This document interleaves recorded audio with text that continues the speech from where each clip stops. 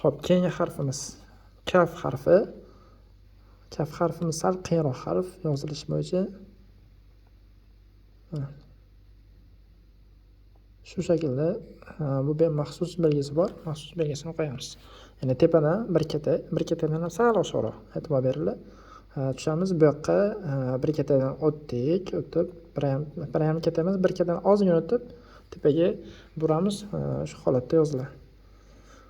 Yana bitta yozib beray. Tepadan pastga qarab tushdik. Bu yoqqa yurdik. Mana. Sal ishlov berib qo'ysalar chiroyli bo'ladi. Xo'p. Bu alohida shakli, so'z boshining shakli tepadan e'tibor beringlar, katta burchakdan sal teparoqqa chiqdimda, kattaning o'rtasiga olib keldim. O'rtasiga olib kelib, endi pastga tushamiz. Pastga bunaqasiga qarab, burchakka qarab tushamiz.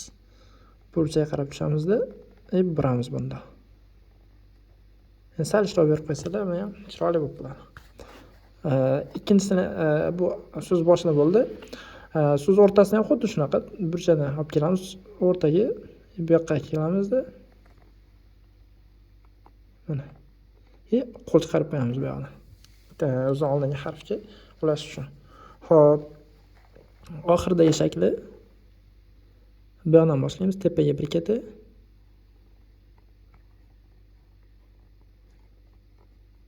Mana. Agar buni yozsanglar, buni oson faqat qo'l chiqarib qo'ysanglar bo'ladi.